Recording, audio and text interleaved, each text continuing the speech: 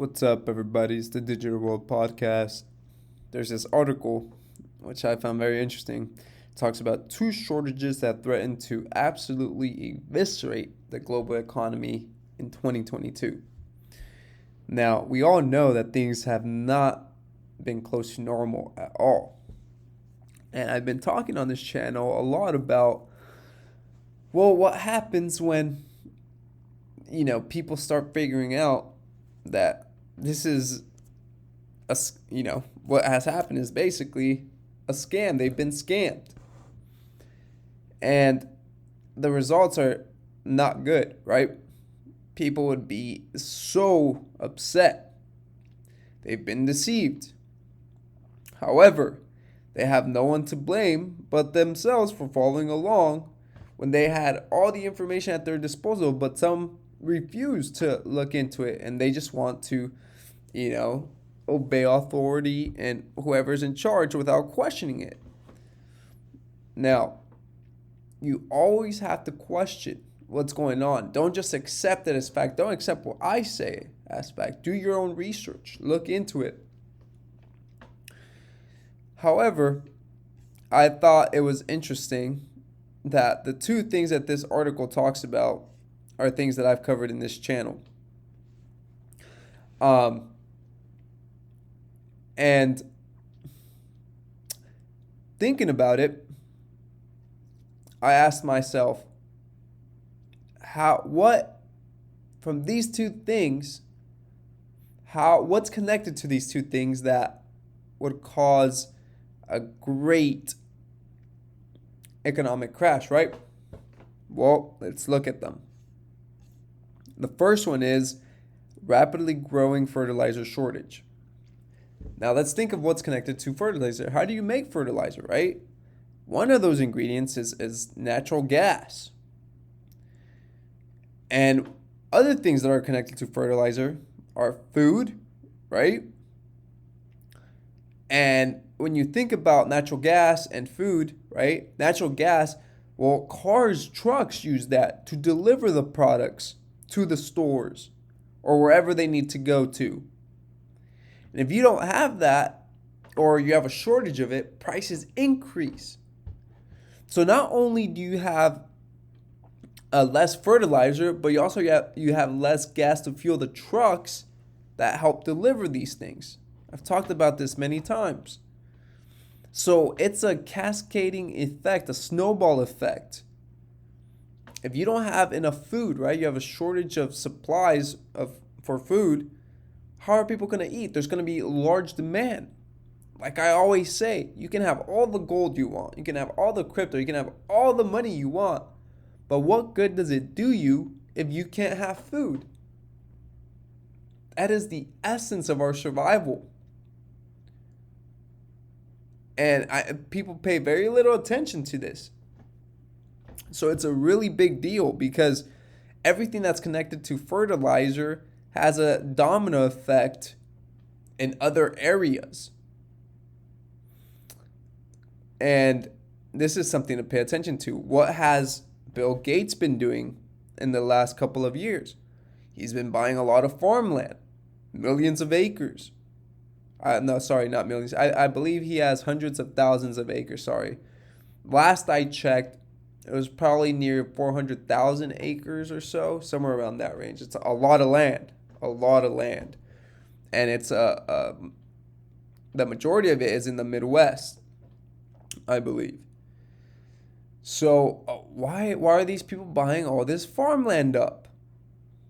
I believe that food shortages, they're not going anywhere. Folks, this global supply chain that's been disrupted, it's taken decades upon decades to get it to where it is today. And if you disrupt that, the concept, we're barely seeing the start of the major crisis that's coming our way. And I always say, don't get too comfortable. Use this opportunity of freedom that you have now to prepare ahead of time. And I'm reiterating that 2022 is a pivotal year. a lot of things are, the effects of the last 2 years are going to be on full display sooner or later. And I think people should be paying attention. Now, the other thing that this article points out is a chip shortage. Obviously, you've seen what's happening. You guys have seen the price of vehicles. Used car prices are essentially the same as a brand new car. It's gotten insane.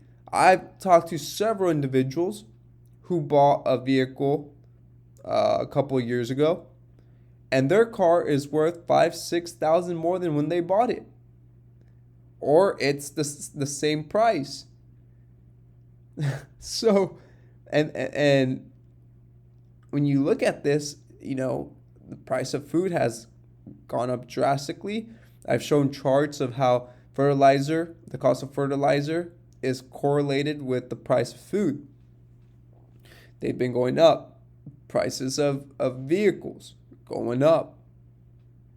At some point or another, right?